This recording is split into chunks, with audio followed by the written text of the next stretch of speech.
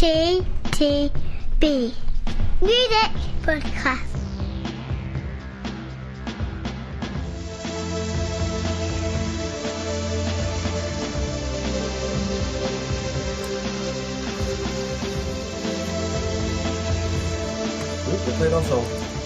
I thought I recognised that tune. Yes, it's a tune, and welcome to yet another podcast from your friends here at CTTV Music. Yeah, that's what we call ourselves. I think we should dedicate this particular show to Jen, Veen and Dean, who are jetting back to Australia. Actually, Jen's already jetted back to Australia. Oh, right, okay. But Dean and Veen are off in a couple of weeks. Bye. Good luck, guys. Anyhow, And safe travels. Indeed. And you can still get us on the internet. Indeed. If you miss the dulcet tones of me and Pete, you can have us all to yourself. Tell Australia all about us. Anyway, we're back. We've got some new albums to review. We've got the second album from Chvrches, Every Eye Open, or is it Open Every Eye? I keep getting it wrong. Every Open Eye. John Grant, Grey Tickle, Black Pressure. Speaking of pressure, he's under a lot of pressure, given that we basically said his last album was the best album we've reviewed on the podcast. We have the return of New Order with Music Complete. We have the third album from metal band Deafheaven, New Bermuda. And we also review 1989, both Taylor Swift's original version and Ryan Adams' complete cover of it. However, we shall start with Glasgow's Chvrches and their second album, Every Eye Open. What do you think, Pete? Hang on a second, I was just reading the Janet Jackson track listing. Yeah, sorry, I forgot Her Janet. album Unbreakable. Yeah, we're doing that as well. Yeah, we'll get to that at some point. Chvrches, right. Every Open Eye. There are two albums in this podcast that, possibly three, that clearly hark back, possibly four, that clearly hark back to the 1980s, but do it in ever so different ways. This one was probably the more authentic, which is a surprise, yes, considering that perhaps the other albums to which I am possibly referring to be found out. I actually really enjoyed this record. I was trying to recall the first album of theirs, which I do vaguely recall. Yeah. And I remember it being what I would have probably called at the time a solid album. But actually, I thought this was actually a very enjoyable indie record, but obviously had a very thematic sort of 80s. I'm going to say kind of new wavy vibe running through it, but obviously, you sort of classic synth in there as well, and some great songs. It's not the best album of the year, it's certainly not the best album of the podcast, maybe, but it's certainly a more than solid album, and I would recommend this to anyone that's sort of looking for that indie sound this year, who has liked I was thinking of Always as well. Yeah. And maybe even John Grant too. They're a younger, their sound, obviously. The vocal is very much younger. But yeah, good record. Yeah, I mean, I was a big fan of the first album. I really first album really grew on me. Although we didn't actually review it on the podcast. Did we? No, I didn't. No. Oh, okay. It kind of fell between the cracks, as it were. Okay. Don't know what I was listening to then. Yeah. Maybe you just heard some of the other sort of songs. Some songs did get a lot of airplay on the first album. Yeah.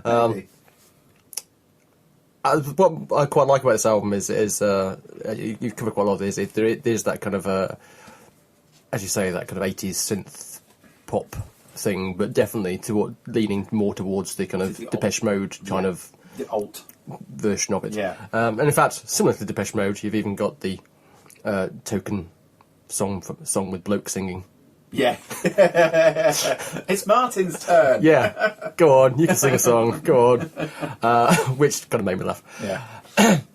But yeah, I do like this album. I don't think it's as strong as the first album, but it is, particularly the first half of it is chock full of good pop tunes. Yeah, it's a solid pop record. So there you go. That was Solid. quickly dispatched. I know. Solid. So we can move on to Mr. Grant, who bizarrely we were just listening to ahead of this podcast, being interviewed on Dermot O'Leary's radio show. Sounding very good. It did sound very good. Yes. So the return of Mr. Grant, as I said, his last album we liked a lot, to put it It was mildly. probably our favourite album ever, wasn't it? Pretty much, yeah. Yeah. So no pressure at all for the third album. So let's get the bad news out of the way first. This isn't as good a record as that. Agree. However, it is still a pretty good record. It is a fine record.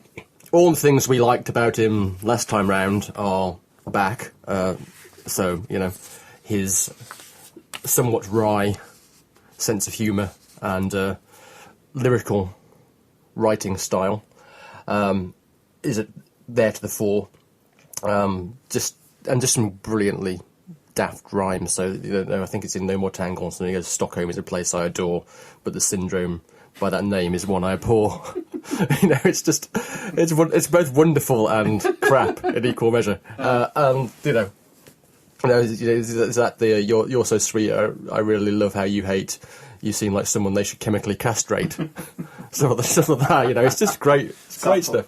Yeah, it's great stuff. Subtle and yet not subtle. Yeah, but what I do like about this album a lot actually is his first solo album was very much a kind of acoustic, kind of folky type based thing. Yeah. The last album introduced elements of kind of synth pop and various other kind of weirdness into it, and this musically jumps forward again. So in this you've got both those things, both those influences again, plus bizarrely indie. Indie. Goes all indie rock on a couple of tracks. So it's a more varied palette musically than probably either of the last two albums. Picking out tracks that really work for me. I like the title track, Great Tickles, Black Pressure. Really like that. Global Warming, which was playing earlier on, is great and also very very funny. And I think it's Disappointing, which is the current single, which has Tracy Thorn on it as well. I also like a lot. But like I said, it's overall it's whilst not quite hitting the dizzy heights of the last album, it's still certainly an album that is better than most that have been out this year. I think your expectations were obviously so high. Yes, you've been warned, David Bowie. New album out in January. No, don't bother. How does he top that? John Grant, back to John Grant. The expectations were so high that I think I was always going to get a sense of disappointment. Which I think on my first listen I did. Ditto. Yeah, it took me a while to warm up to this one. But as you say, all the elements that made the last two albums so good and the last album so great are still there. You touched on the variation in sound and style. I think that's possibly where my initial approach to this kind of felt, because I thought, I can't, where's it going? I don't know. But I decided after a few listens that not only is this a very good album, it's probably also the best Scissor Sisters album we've had for a very long time as well. He smashes that subgenre.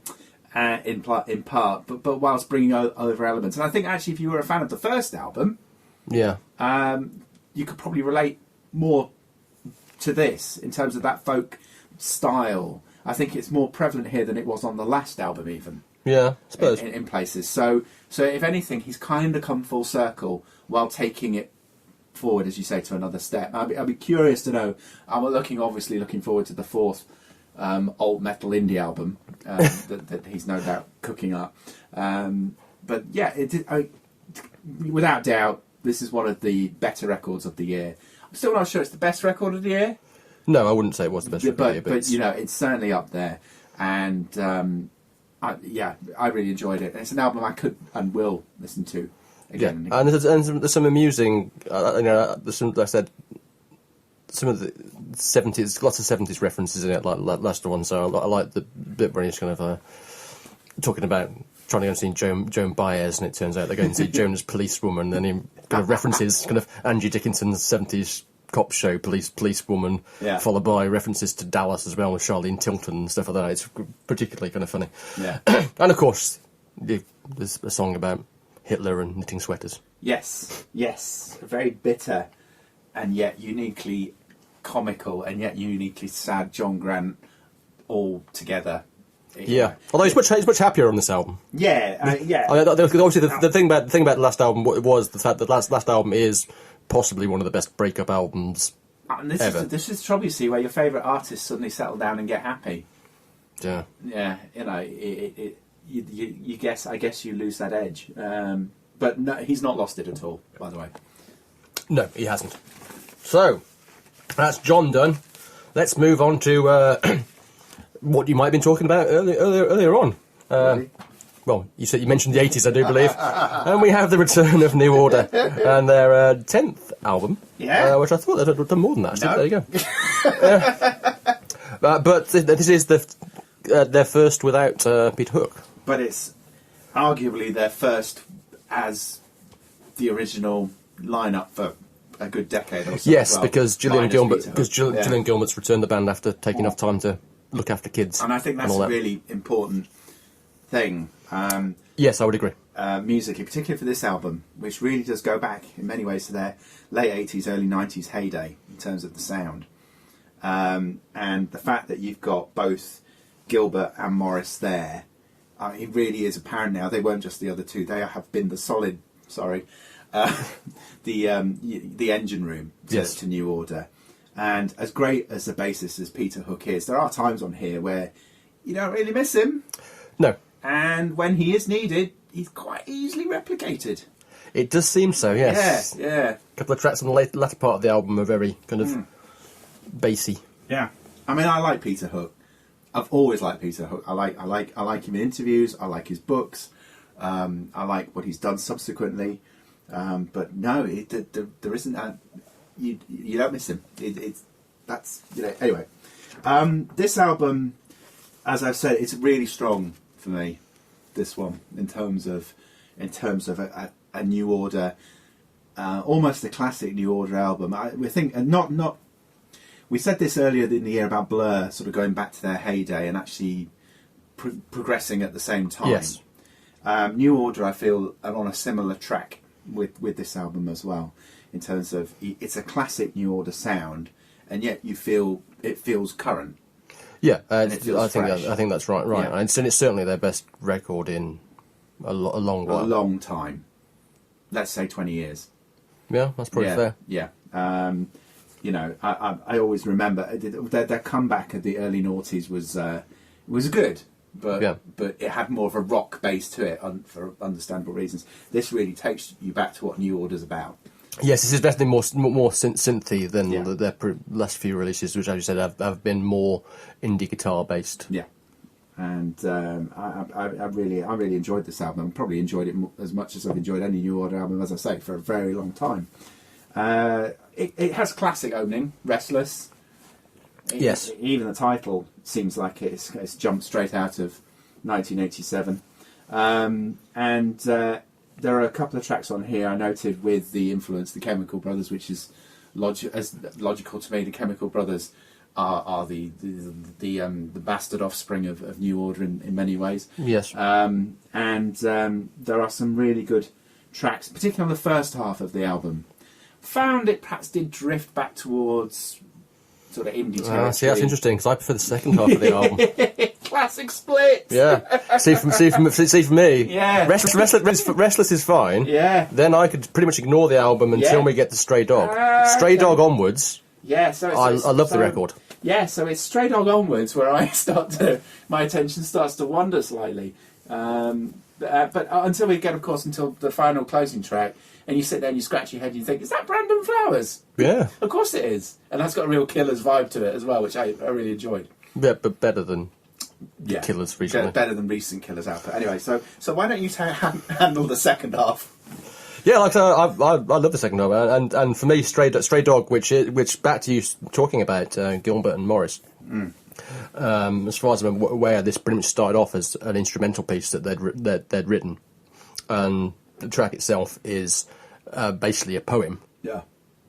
That Mr. Sumner had written, but as read by Iggy Pop. Yeah. And it is literally a reading, but it's beautiful. Yeah. It's a 6.5 minute track. Yeah. Beautiful musically.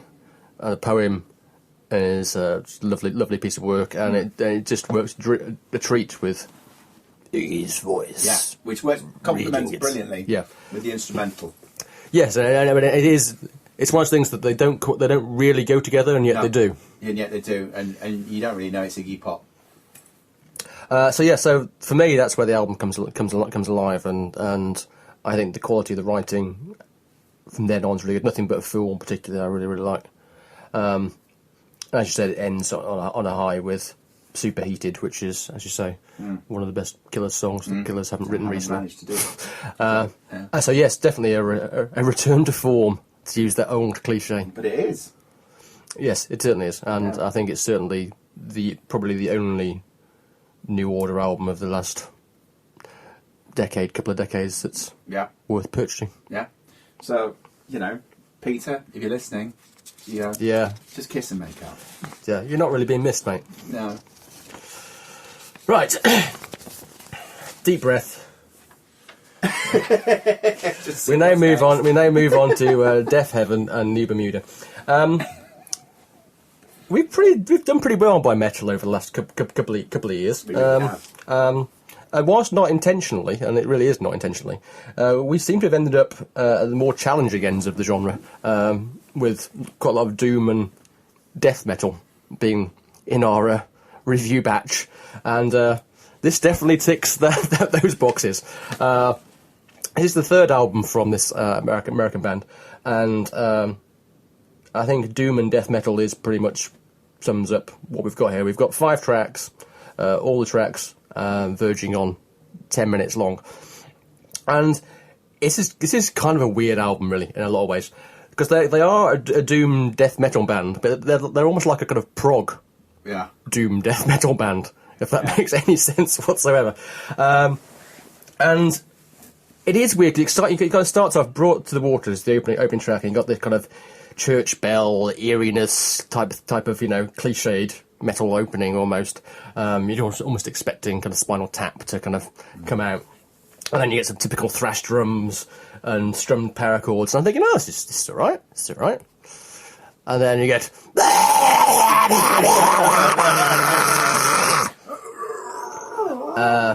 I probably didn't just doing that for me has given me a sore throat. So I'm not quite sure how George Clark, who is the singer,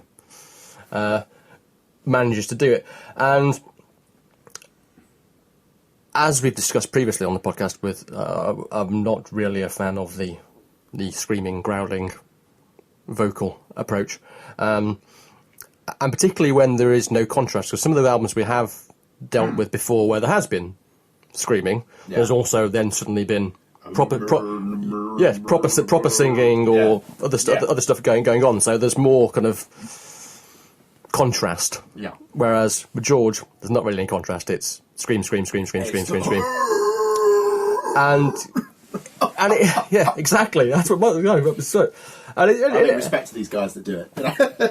And so you've got the opening track is a pretty good kind of Slayer, Metallica kind of thing, but then kind of ruined a bit anytime he starts singing. Yeah. And there is, and this is but the annoying thing about this album, and why I say it's kind of proggy, because in most of the tracks, there are bits in the tracks that are really good.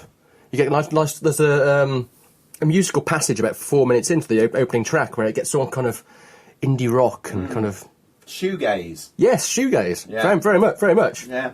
Before Mr. Screamy jumps back in to the end. So I think tracks 1, 3, and 5 all have bits in that I like. Track 2, Luna, is just awful. Quite possibly one of the worst thing I've had to listen to in this podcast. Track 4, Come Back, not particularly much better. Actually, Gift to the Earth, the final track, is quite interesting. I don't know if you don't notice it, but Again, I think we're talking about halfway through. Kind of Champagne Supernova? Yeah. That's it exactly. It's been dogging me all week, that one. Yeah. Yeah, you can sit there, you can sit there and thinking, oh, hang on. Yeah, it's suddenly got all Oasis. It all goes to the indie. Yeah. And that particularly is a fine example. Gifts to the Earth, the final track, as an instrumental track. Brilliant. Would have been great. Yeah. But unfortunately, like I said, it is kind of ruined by... So, this is definitely there are bits in the album to admire, but overall, it's hard to listen to. Yeah. Really. I think, and that's the problem. It's very difficult to listen to because, as you say, the contrast in vocal styles isn't there. However, there's some really lovely bits on this. Yeah. There were times when I forgot about him, and you get these beautiful instrumental soundscapes and sort of kind of metal trance, shoegazy. It moves to indie. I thought it was fantastic. I thought I could listen to an album of this Exactly. quite happily. And then the drums would start again, and there he was, and it just came in almost like it was edited in places. Yeah. It's just like bam, there you go, minute of that, and you kind of you think in your mind, can I fast forward? I mean, it's actually kind of Pink Floydy at times. Exactly. Which is the weird thing as Yeah, well. Like I say, it does definitely have that kind of prog. You're just like, okay, just skip the next 30 seconds and get back to the music again. But that's not how we do it. I mean, particularly in Baby Blue, Yes, I found myself really enjoying this album. that is very Yeah. shoegazy. Yeah, very shoegazy. But as you say, it was one of the most frustrating albums I think we've listened to for a very long time, because there were moments that were just beautiful, and then there are moments that were just absolutely utter turds. Yes. And it's an album of contrasts. Oh, it is. Yes. It's Marmite for people that love and hate Marmite. Yeah, that's a pretty good description of it, actually. Yeah. A difficult album. Yes. Definitely one. If you're buying that one for Christmas. Don't. Yeah, you're going to have some interesting looks around the Yeah. Or do dinner for a laugh. table. For a laugh. Yeah. If you can't get hold of the One Direction album, Yeah. you know. Download the track Baby Blue and you'll see what we mean. Yes.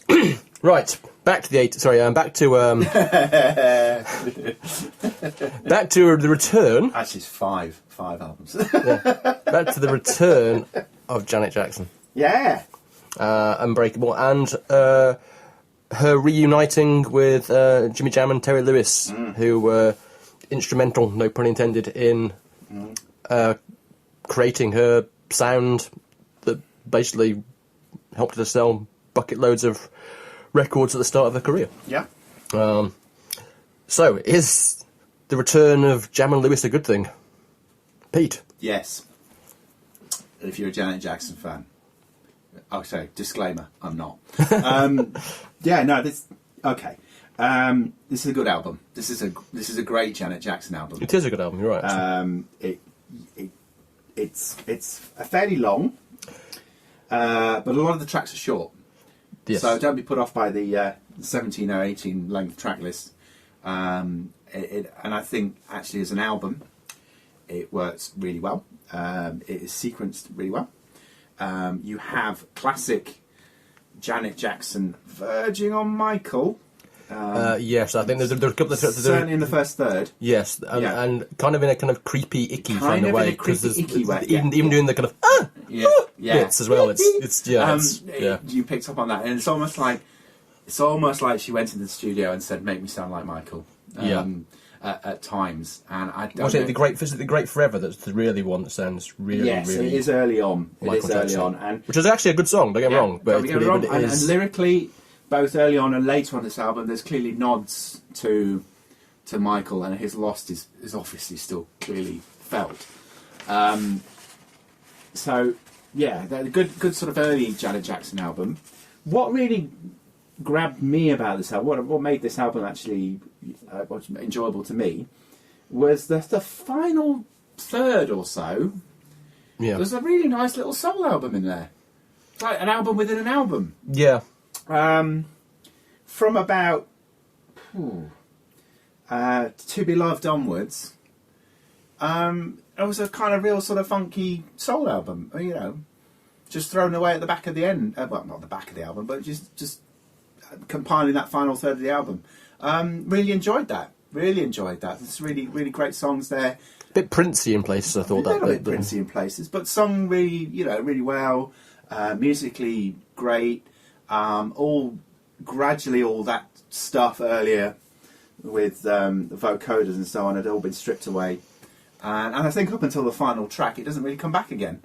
I actually really enjoyed that segment of the album. For me, that was really enjoyable. So I think overall, Janet Jackson, if you like Janet Jackson, this is another return to form. Yeah, I would tend to agree with that. I think it definitely is. As you say, it's to use the old cliche, it is a solid record. The writing overall is pretty good, and apart from the aforementioned slightly odd Michael Jackson impersonations, a lot of it works well. And I also agree with as well. Once it's kind of stripped back, and he definitely is her singing. Yeah.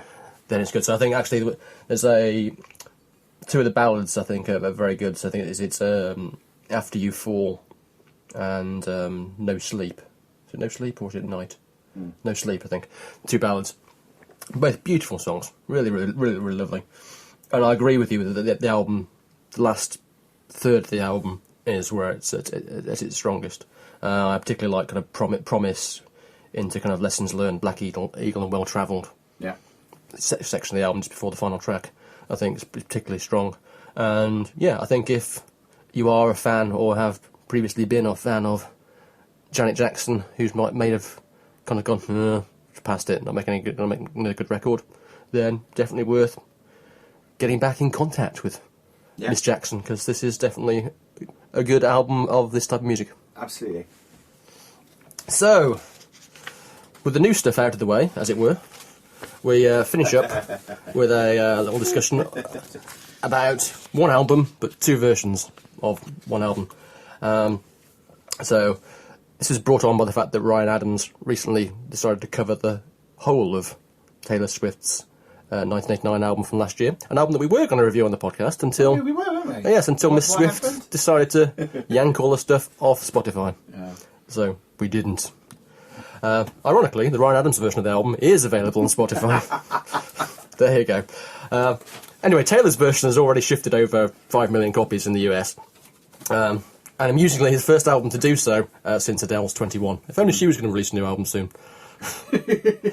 We haven't reviewed one of hers yet, have we? No, I think it could be coming. Yeah, I think we've missed. So anyway, when Swift's album came out last year, which I said we didn't review, it was, I have to say, the only album that we didn't review last year that would have made my top 10 albums of the year had we reviewed it. Because even then, I kind of thought this is a really good pop record. It's a great pop record. You know, good musically, good lyrically. Yeah. 13 tracks on it. It's quite long, but it kind of zips past. Yeah. And a good variation in the kind of, even within the kind of its poppiness. Yeah. It's good variation in in type of songs. I mean, Shake It Off is a perfect example, actually. I mean, that's kind of like a sax riff over again, which is genius in a way. So anyway, the album was produced and co-written by the Swedes. I can't remember what his name is now. I haven't got it written down. Just checking your notes. Yeah, I haven't got it written down. Yeah, but anyway, the people that wrote Baby One More Time and various things and stuff. Well, they've written for everybody, frankly. But they know how to write good pop tunes. They do in Sweden. Yeah. Yeah, if only there was some popular band that could have taken it somewhere. So anyway, I already liked the album in its original form. And clearly, as listeners to the podcast will know, also being a fan of Mr. Adams, I was curious to find out what his take on the record would be. And a lot of people, when they first heard he was doing it, thought maybe he was doing it to take the piss or for a laugh. But it is clear that he's actually a genuine fan of Swift and this genuine fan of this album. It was one of the albums that was played most on his tour bus, apparently, last year. And his original idea was just to do a couple of tracks off it in a kind of Bruce Springsteen, Nebraska kind of way. And interestingly, when you listen to his version of it, there is definitely a big slice of Springsteen in the huge approach to much of the his covers, from Welcome to New York, in a kind of big kind of stadium kind of Springsteen kind of way, to, funny enough, his version of Shake It Off, which is basically kind of Springsteen doing I'm on Fire kind of thing. Yeah. And also, what's interesting is that quite a lot of the covers are quite true to the originals, and he's only kind of messed around, if you like, with a few of them. And it's interesting that the ones he has done, messed around with a bit, tended to have been the ones that were released as singles. So Shake It Off is deconstructed and reconstructed. Bad Blood, Blank Space have all been changed. Yeah. And so for me, rather than saying, oh yeah, this album's better than this version's better than this, that version's better than that, I think what his cover does highlight, if it wasn't apparent already, is what a good record the original was, and how good the songs were, because they stand up well to his interpretation and her interpretation. Yeah. So I think they're both really good records. Good. To echo your comment slightly on the first version, the original, completely agree. And actually, I'm quite taken at the moment with the track "Wildest Dreams," which I think combines the very best of Taylor Swift with what this album's about, which is just pop. Yes, it is a pop record, but it's a brilliantly constructed pop record. But as we know, she is a great lyricist and a great artist. Yeah, and as produced as 1989 may sound, or may come across, it isn't at all. Perceptions of the album completely wrong.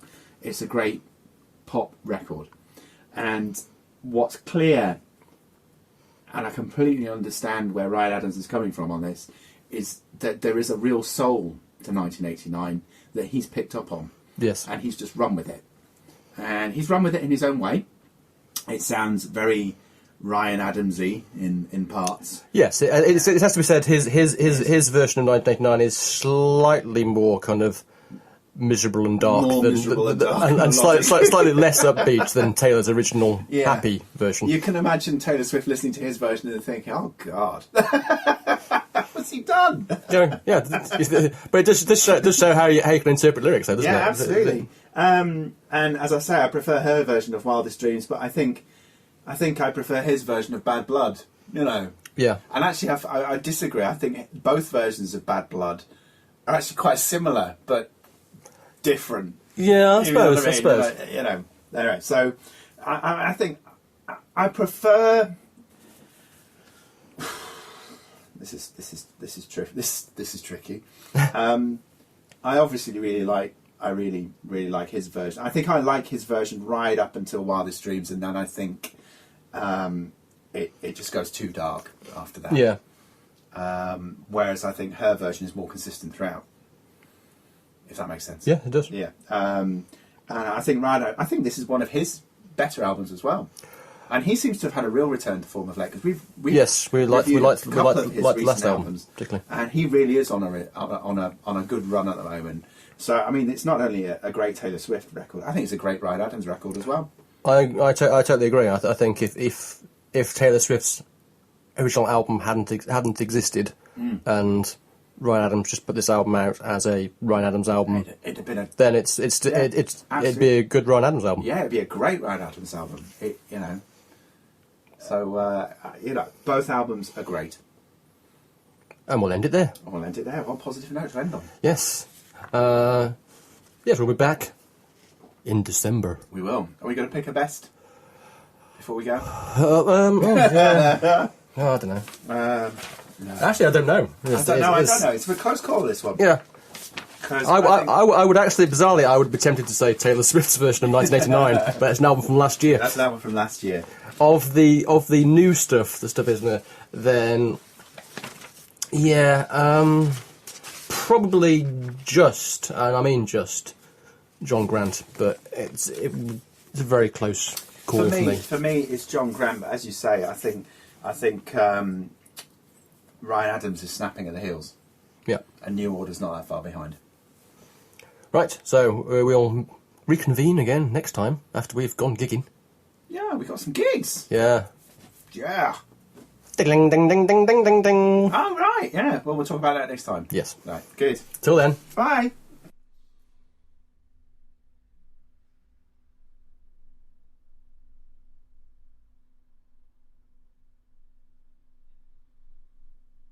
You've been listening to the CTTV Music Podcast.